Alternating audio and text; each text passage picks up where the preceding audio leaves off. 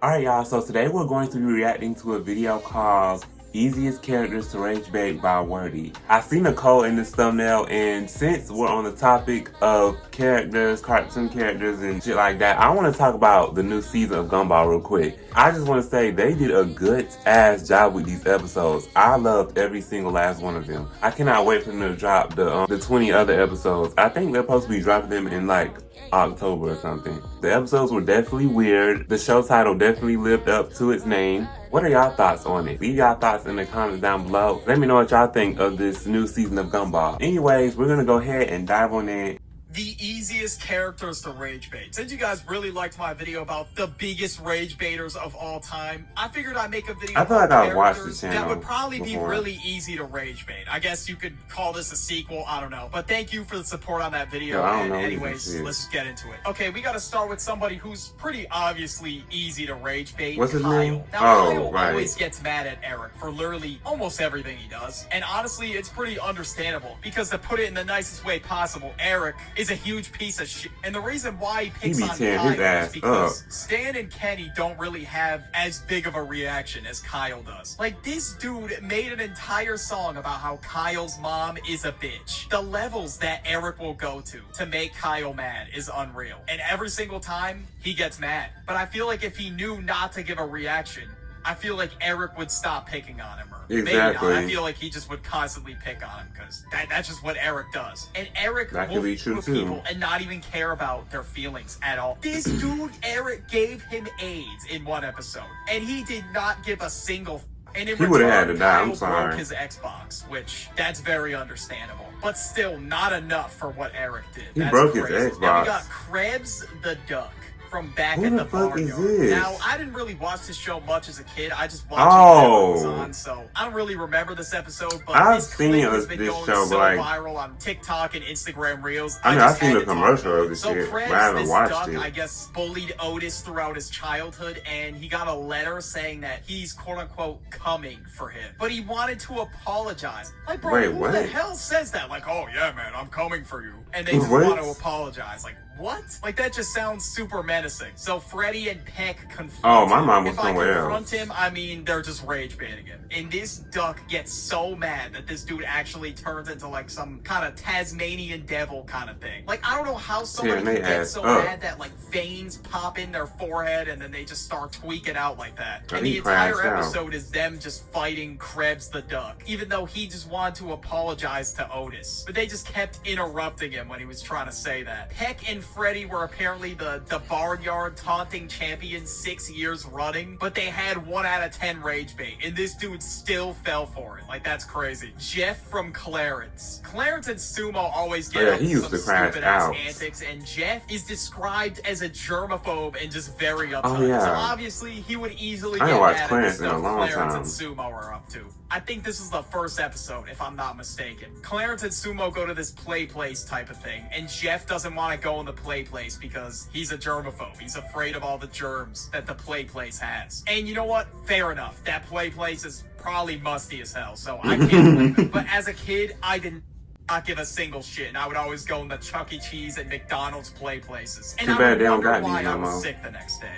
They order food at this place, and Clarence knows that Jeff does not want him to take his fries. But he takes his fries anyway, up in the play place, to trick Jeff into going into the play place. And then he aggressively chases Clarence and tries to fight him at the end. But at this point, his fries are done. Clarence put them in his back pocket, and he sat on them and touched all the shit. Don't nobody want them damn fries. But at the end, Clarence still tries to give him the fries. No, at this point, he's better off getting a new one. You already fucked them up. But it's crazy that he got that mad over fries. And I would have got mad too. Top of the play structure, which he did not want to be in at all. So I don't play about my food. Clarence successfully rage baited Jeff. That was 10 out of 10 rage bait. And one other time, it wasn't even Clarence. It was this guy called Gilbin. They shared a birthday party because they had the same birthday. I don't remember him. And Gilbin said nothing to Jeff, like as he was just getting mad at him for apparently quote unquote ruining his birthday. Oh, that's the kid that didn't talk. To punch him for no reason. And he did absolutely nothing. Like, how does Jeff get rage baited by nothing? That is wild, bro. And he had a whole manifesto in his head. He was like, Gilbin,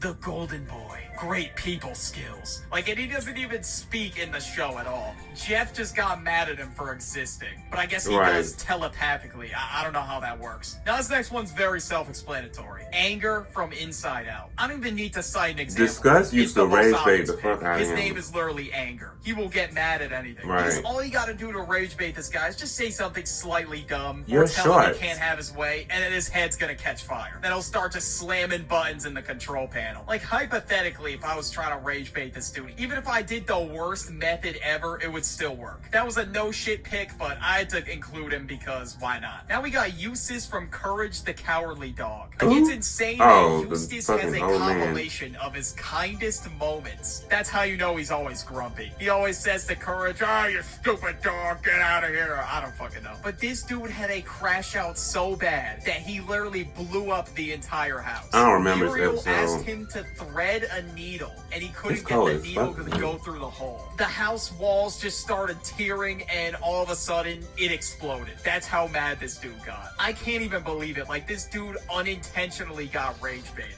by a goddamn thread and needle. And that's how the episode ended. They had no house. All they had was a rocking chair. And I guess Courage spent the entire episode trying to calm him down, and it just didn't work. And the reason why I got so mad is because Eustace found an ad in the newspaper claiming that there is a hair growth experiment. And one of the side effects was getting extremely angry, and he's already very angry. Let it go. So obviously that was gonna happen. Now we got Mojo Jojo. Now, Mojo Jojo always loses no matter what, okay? I mean, that's just what happens. Obviously, the Powerpuff Girls are going to win. But this time, in this specific episode called The Powerpuff Girls Rule, Mojo Jojo almost found the key to the world, and the mayor was supposed to watch the key to the world or something, and he was so close to getting his hands on it, but then he opened the wrong drawer, and it had I would have been so mad. And then the Powerpuff Girls opened the drawer next to him, and then they just started baiting him with this key, and he almost fell for the rage bait, but he had to lock in. But after that, he just quit. He wanted nothing to do with being a villain anymore. He just kept losing. And I don't even blame him. And every time he has this genius plan that he thinks is finally gonna work, it just blows up in his face. It never works. Or well, one time it did actually. I think he won in literally one episode, and that was it. But you know what? I'll give him credit for being able to just lock in and not get rage baited sometimes. Now we got Nichole from Gumball. I think this is a pretty obvious one. I love she me had some to be in the Nichole. video. In one episode, Richard allowed everybody into his house, and they all just threw a function. And the moment Nichole got back, everybody knew. I don't know why they be playing with her. Like, she stepped in the house, opened the door with like these purple glowing eyes, and this dude Harold still tried to. Ooh, Harold used to get on my damn nerves. She was already mad, and it was not a joke. She grabbed him by the neck and made him look at all the souls that were trapped in her purple eyes. And immediately after, everybody clean that damn house up. Actually, you know what? Maybe she would be the easiest character to piss off, but if you do, just know that it's over. Like, she is competing in power level with Dragon Ball Z characters. Like, it is actually ridiculous. This dude Harold said "or what," acting like it was all a big joke. I can't even believe he would test Nichole, bro, after seeing her just break the door down. And sometimes when people are just being a dick on purpose, like this one cupcake dude. But I guess what happened was Richard signed away his house to his dad, and Richard's mom Jojo and Louie, her new boyfriend, needed a marriage license in order for Louie to get the house back. I don't know if this is making any sense, but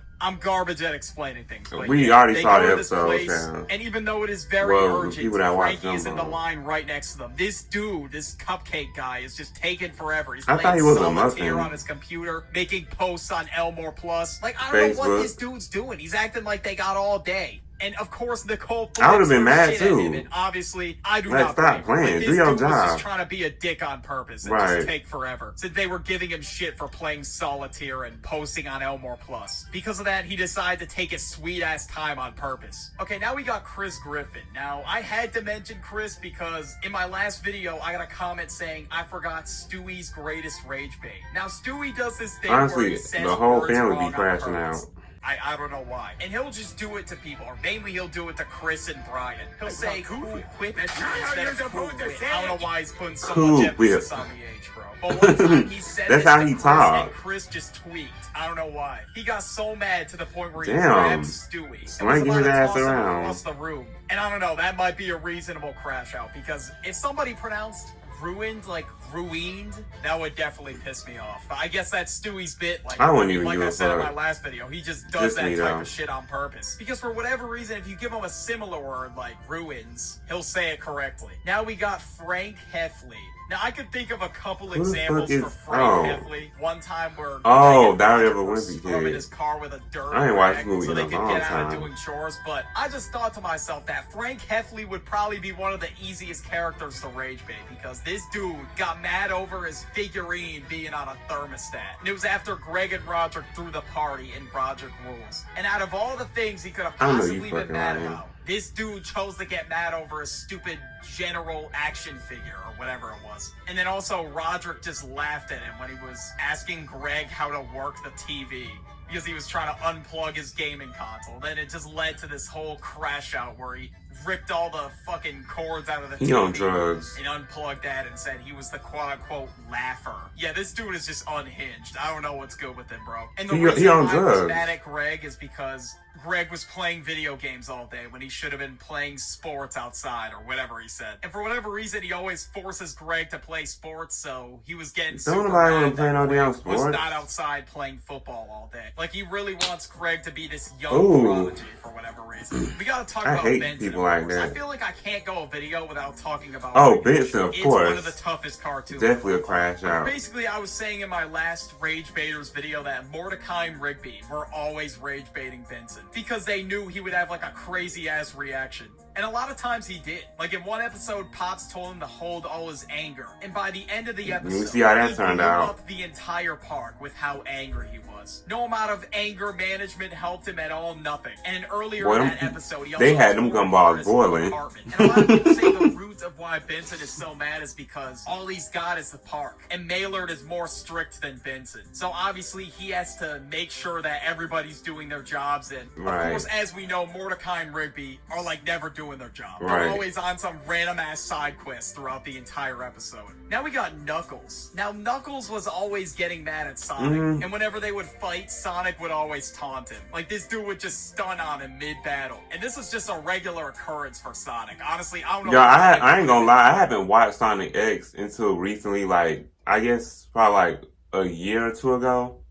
And I actually enjoyed this show. This video. This one episode in particular, I've been seeing clips of it everywhere. It's called Cracking Knuckles. Before Sonic and Knuckles when Sonic was rage baiting him. Sonic was already calling him slow and insulting him, and obviously Knuckles fell for I think this when Knuckles started charging at him. No matter what, he could like the Master Emerald or some shit. I don't know. Sonic because Sonic is just too fast. That's why if I were to pick Knuckles any is power, slow. I would pick Super Speed because you could literally just stunt on people mid-battle. It's crazy. And the reason why they were fighting is because Eggman somehow convinced Knuckles that Sonic was the one keeping them trapped in the human world. Oh, damn, never mind. I don't know. But I don't know. I don't remember. Believed his ass, bro. I have no clue. Now we got somebody that I absolutely got to talk about on this video. Squidward. And it feels like every single video. No, Squidward's crash outs are valid. It just never fails to amaze me how Patrick is always rage baiting Squidward. Yeah, it really be Patrick. He's not even doing it intentionally.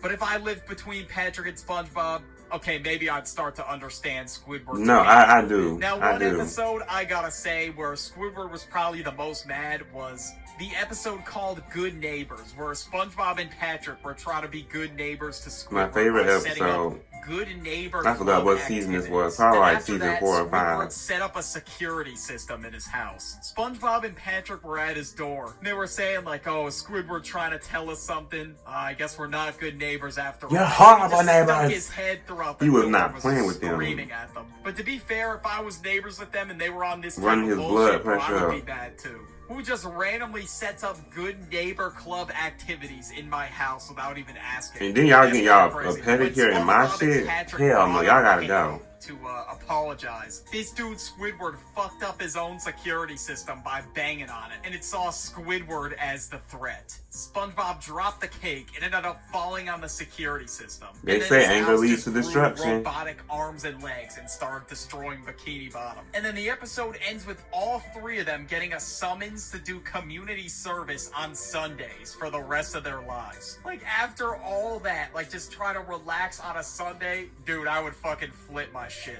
Yeah, I would Somehow, too. Squidward always gets stuck with SpongeBob and Patrick, which is kind of funny, but at the same time, I feel bad for Squidward. Me too. But if you like this video, go watch this one about the biggest rage. I really do feel bad for Squidward. I would have, you know, I ain't about to say that. I feel bad for him. I cannot imagine living between two annoying ass people. And then on top of that, they're best friends. Ooh, no. If y'all like this video, make sure to like, comment, and subscribe. And I'll see y'all on the next one.